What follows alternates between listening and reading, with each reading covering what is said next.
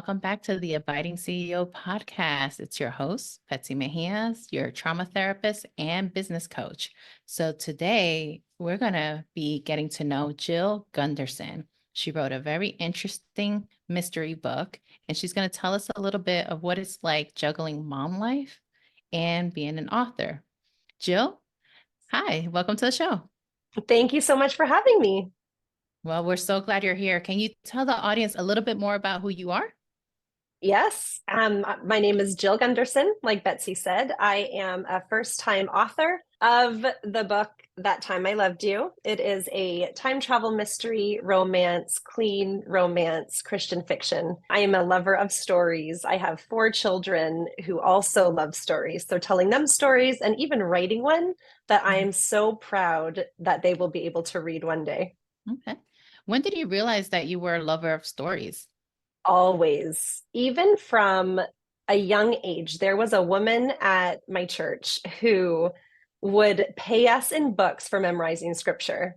So even from then in Sunday school, I just had a ton of these book series, just so excited to get through scripture memorization. And then Oh, ever that's since then, it interesting. just stuck. Mhm. Yeah, my kids usually get stickers and candy, but I like Oh, that. yeah, Encouraging some reading. Okay, it and then really did. Yeah. the title is very interesting. That Time I Loved You, without giving it Mhm. away, of course. Tell us Mhm. a little bit about the plot. This is a dual timeline. So in one timeline, it's in the 90s, high school sweethearts, the night of their graduation, Taylor's boyfriend James goes missing. She spends 20 years not knowing whatever happened to him. And 20 years later, through the dual timeline, a couple moves in across the street, an elderly couple, and they hold the key to what happened to James all those years ago. But she is now married with 3 boys. So she has to decide what she's going to risk or what she's willing to risk just to find out what happened to James all those years ago. Oh my goodness. Okay. So does any of this resonate with either your story or someone's story that inspired you to go that route? No, it doesn't.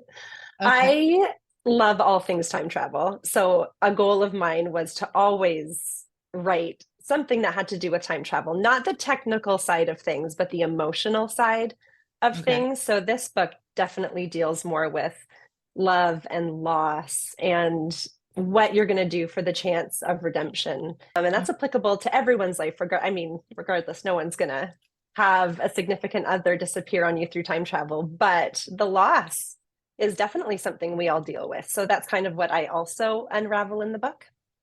Okay. Cool. So loss, that's interesting. And this idea of Mm-hmm. redemption. So now Mm-hmm. applying that to just business, because here we like to integrate, where Mm-hmm. faith meets business is kind of like our thing while Mm-hmm. abiding and resting in God. So I like Mm-hmm. that redemption element. So Mm-hmm. tell me about a scenario where all those things have intersected for you, where there is that faith, that loss, and then redemption. Do you have a personal testimony when it comes to that? I do, especially in writing this book. Before I went the route with the publishers that I did, I spent 8 months querying agents, and there was a lot of heartbreak with all the no's that went Oh, towards that, especially everything that I poured into this book and the story that I love so much. That mm, was a huge one for me. And then how to move on from all that loss and pivot when I didn't get the answers that I went into thinking that I was going to get. that's good. That brings up like this Mm-hmm. idea that happens to all of us. Maybe the sale didn't go through how we expected, or we Mm-hmm. thought that some location was gonna be a hit, but it wasn't. Like these expectations that we have, and then when they're Mm-hmm. not met, we're left with disappointment and a little Mm-hmm. bit of grief and loss. Definitely.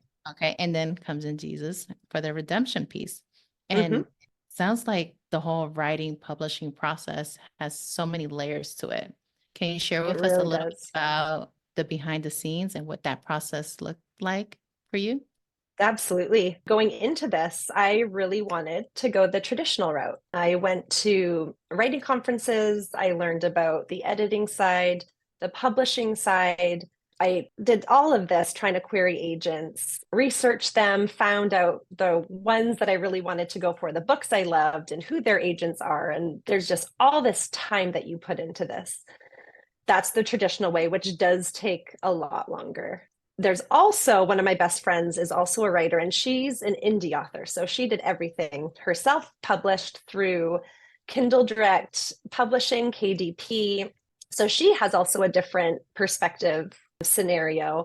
The route that I decided to go to, I went with Hope Books, who is a smaller Christian publishing agency. And their model is they just want to get messages out. So, whatever your message is, they will do fiction and nonfiction, Bible studies, but they also do it all for you. They help with marketing, they have editors, which takes a lot of the stress off finding it yourself if you are going to go the indie route, but it also is a quicker way than going the traditional route. And it also guarantees that your book is going to get out there, your story or your message is going to get out there for the public to read, for the person that you really want this story to be in the hands of.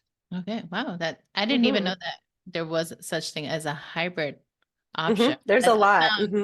That sounds almost like the best of both worlds, where you It get the really structure was. but the independence. Mm-hmm. Great. And I can only imagine all the time, all the phone calls, all the emails, and this is after the writing process. And you said you're a mom of 4. How did you make time for this? That is still something that I scratch my head about, because all of their activities, and when I wrote this book, my youngest was in preschool. So she was here at home 2 days a week. And so I just had to carve out time. My husband was 100% on board, and I had to mentally make the time, not caring what dishes are in the sink, not caring about the laundry that needs to be put away. And I would just sit down at my computer, and minimum 4 hours was my goal that I wanted to write for. And I did that for months, pretty much the majority of their school year. But because it was important to me, I made that time, and my husband allowed me that time. And even my kids respected that time if they happened to be home or if they had a sick day. It was just carving out that time for what's important to you, knowing the end goal, where you want to be after all of this. And it's for a purpose. And yeah, I had a great support system through it all, but I also needed the grit to sit and do it. Yeah, it's not easy. And on top of that, you said the purpose for you. What is the greater purpose in this? I am such an avid reader. And there's a lot of books on the market that deal with topics that I don't want to read, or have language or certain explicit scenes that I don't want to read, that are very popular today. So being a lover of stories, it really was important to me that books are out there that I would, and there are so many amazing, clean romance reads and Christian fiction. But even in terms of the mystery side and the time travel, I really was excited to put something else into the world that I would be happy for my children to read one day, that also point to Jesus. So the redemption piece of it. A lot of books also, I believe, give Christians a bad reputation because of how they're depicted. And I wanted to change that as well. My book is very pro-marriage, which is rare in a lot of fiction books as well. It's, find your own happy, if, what makes you happy, as opposed to what does God say about this topic, in a fun way. So in a way that, it's a fiction book. It's a fun read that can also serve the purpose of, all of these things. Cool. And the positive spin, not spin, just pointing out and highlighting the positivity behind marriage, and a Christian marriage at that. And a statistic that normally gets thrown around and is misunderstood. They say, oh, the church is divorcing at the same rate as the world. The truth is, it's not. If they're involved, engaged, small group, we're not talking Easter and Christmas, right? We're talking you're living the principles, I don't want to say it. The divorce rate is much lower for those that are engaged in their community. So yes, definitely it really is. Pro-marriage, and my husband and I are really engaged and involved in that, and have been married 17 years. Oh, that's great. which is kind of countercultural It is. Yeah. nowadays. And no shame to anybody listening that's been divorced or had a unique Hmm. circumstance, not doing that, but just highlighting that there is redemption, there is balance, Yes. and you're not Yes. losing yourself in the marriage because you were able to attain this goal as well. Hmm. So, and you said you had your husband's support through the process. So that's Yes, he was very excited and helped carve out that time.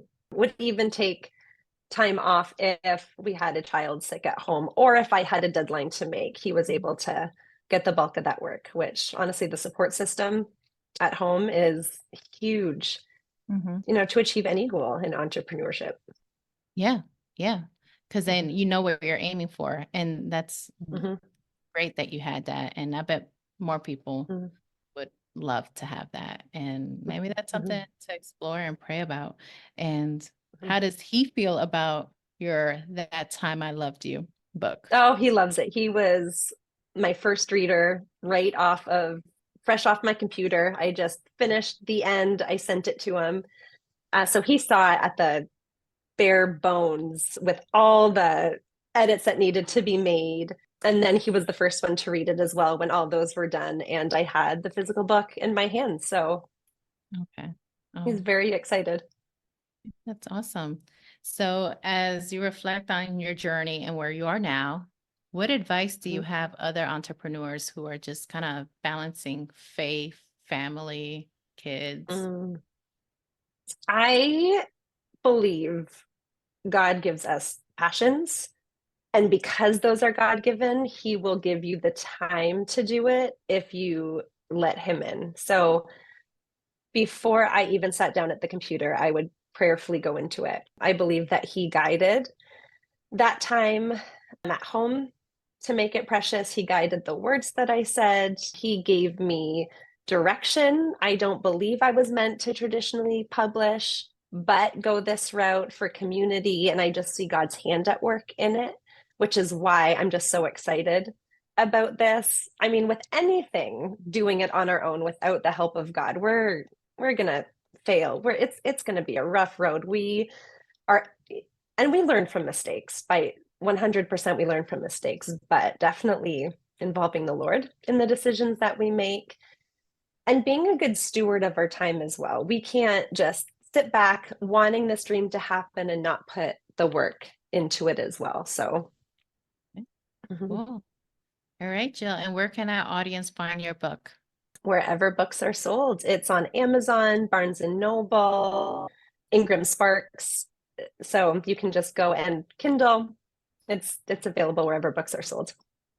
Okay. Well, thank you so much for coming on and for sharing with us. We wish you all the best. Oh, thank you so much. Thank you so much, Betsy. Bye. Bye.